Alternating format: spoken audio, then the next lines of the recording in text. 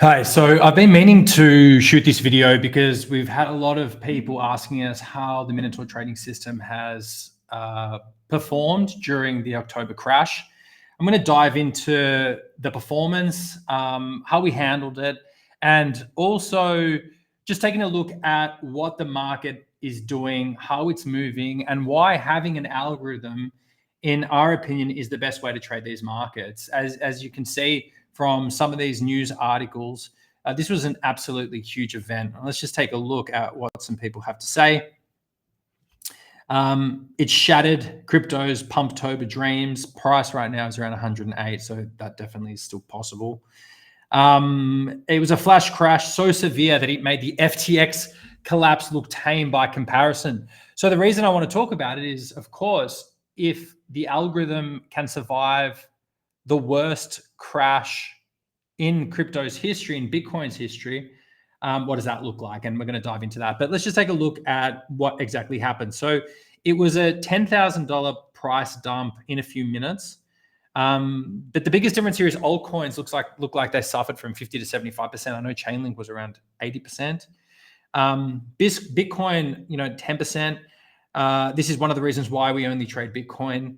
Altcoins just, no one can predict how far these things can fall. They're volatile to a point where it's extremely dangerous, unpredictable, and Bitcoin trades smartly and conservatively can generate good enough returns, in our opinion.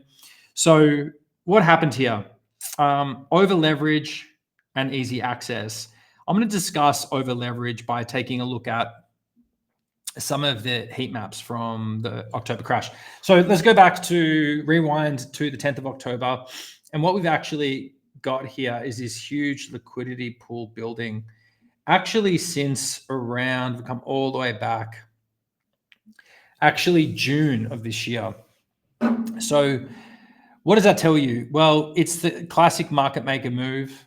What happened is we had a period of consolidation. We had some internal liquidity building up, but also this huge pool here that was building up.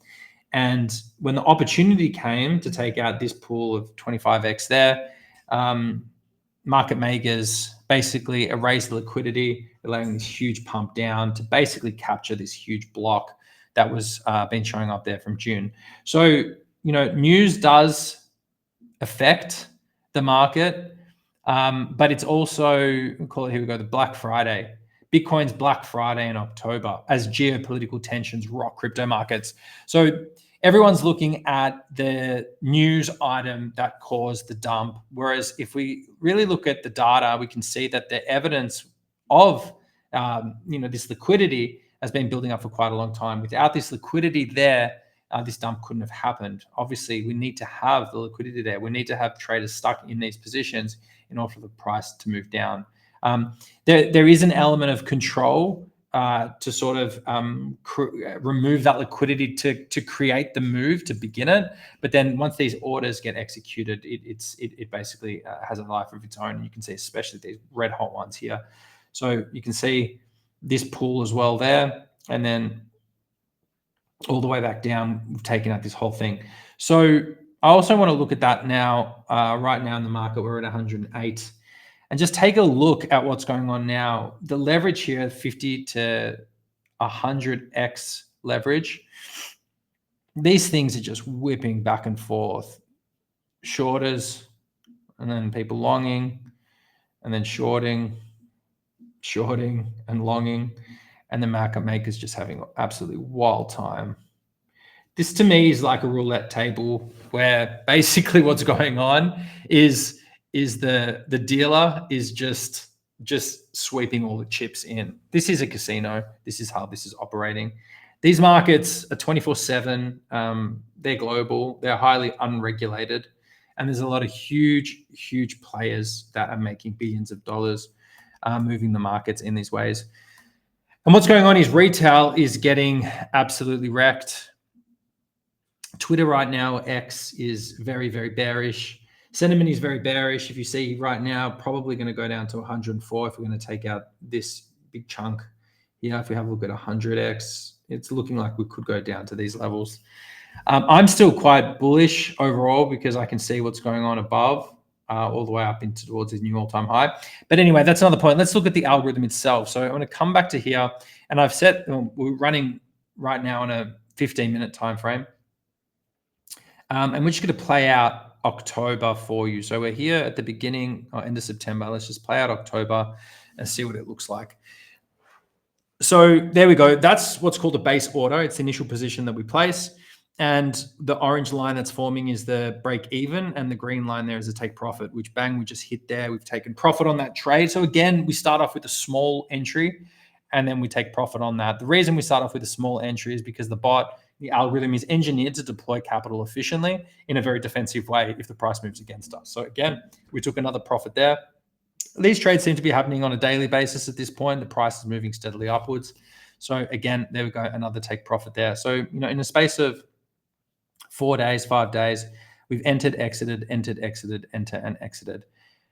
So we've basically, we've picked the move there, we've entered and it's gone up, bang, another one there. So this is really good. Counterintuitively though, we're not making the most amount of money because we do like to see some volatility in the price action so we can actually layer in more trades, so we can deploy more volume into the position. That way, when we take profit, we're going to take profit on a larger position size. But anyway, you can't complain when, every day, it's looking like every day you're entering position and taking profit. So this is great. We're moving now to the 7th of October. So we can see now we've deployed 2 safety positions as the price has moved against us. And we can see that the green line there is our take profit. That's reduced. And that's a beautiful trade there. So we've had a base order, 2 safety orders, and a take profit. So again, that would have made probably close to, I wouldn't say 3 times, but at least maybe 2 times, 2.5 what this made. But let's come into the crash now. It's going to happen. We've got the base order. We've got a safety order there on that 1% deviation. We also use a step scale, which is going to give us more depth in the trade. There we go, bang, bang. So we've entered that first position there. And the second position, we didn't catch the bottom of the wick. It's actually caught it around there, which is still pretty good. Have a look at the time on that, 9:15 at night. This position here was 5:15. So again, if you're manually trading this, very, very difficult. And the price is already pretty much recovered from that wick from 105 on this chart. We're all the way back up to about 115 already. We got really close to take profit here. That would have been nice if we'd done there and we'd reset, because if we'd reset there, we would have been able to start walking the price further down. So again, it's just patience. That's all. You just need to wait for the targets to be hit. The best thing to do is just not intervene, right? You don't want to intervene because everything's been preset to work. So we're going to see the market is doing its thing now. It's just sitting there. We're holding onto the trade.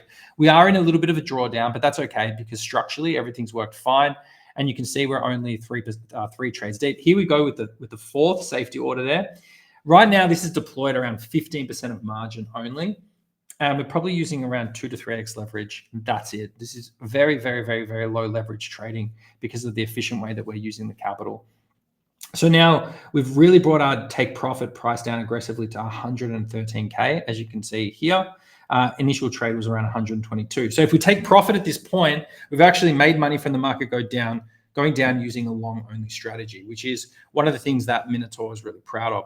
As you can see here, we're going to now move up and hopefully take profit before we get to the 23rd, which is today. And obviously I know that we are because I'm in the present and we're watching the past. Bang, there we go. So we've closed that deal now, and you're going to see now we can actually reset at a lower price. So there's still a red is the downtrend going on there. So bang, we've entered another trade and another safety order. So I'm just going to stop it there because this is where we are right now. So let's load this up and let's just have a look. So really we've played this fantastically. As you can see, the algorithm has reacted and executed perfectly, using this crash to reduce our average price and then allowing us to actually exit and take profit at 113K. And then what we're doing now is we're entering again at 107. So you could probably tell by this is that we're able to walk the price down even further now. So here we're protecting from 122. Now that we've reset the trade, we're protecting from 107. So effectively, we could walk the price all the way down to 0, and we could walk it all the way up to 1 million. That's the beauty of algorithmic trading. Grid bots, any kind of mechanical bot is not going to be able to do this. You're going to need an algorithmic approach. Now, this isn't exactly DCA because we actually outperform DCA significantly. The reason is, as you can see, we're very good at picking these local bottoms, and that's because we actually have indicators that give us these trends, and we're waiting to basically get either the mechanical DCA position or better. And most of the time, our algorithm is able to get an or better position by relying on the technicals and really reverting back to the mechanical DCA as kind of like a trailing stop loss. So we get the minimum of the mechanical and a maximum entry of the technicals. And this is why we can get these really, really good buys. But October is shaping up to be an extremely interesting one.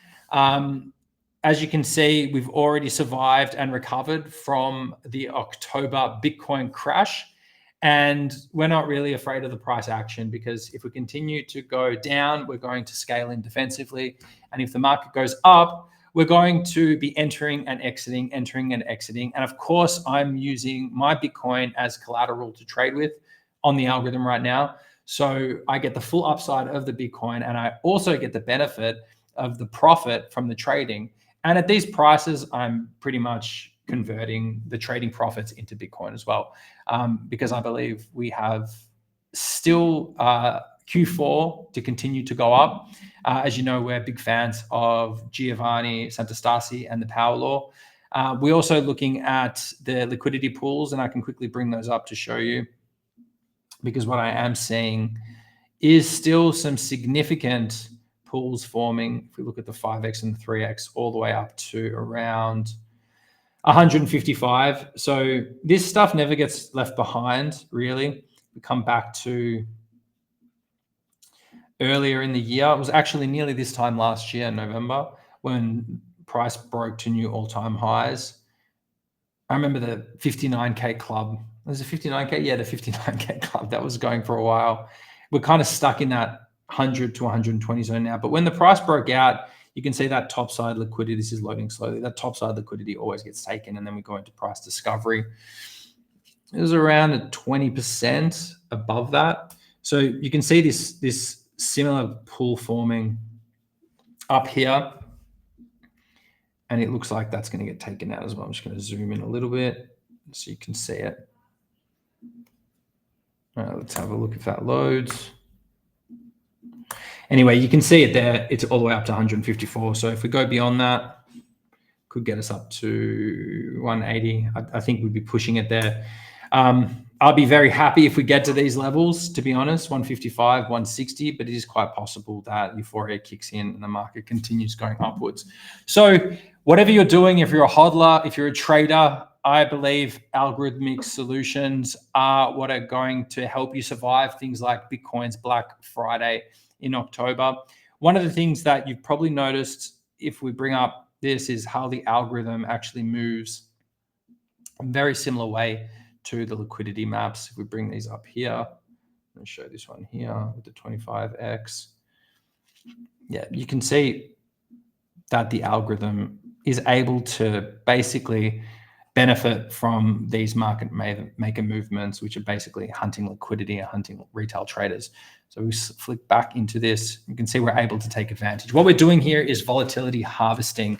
You want to do that with a tool, and you want a tool that is extremely structured and well engineered.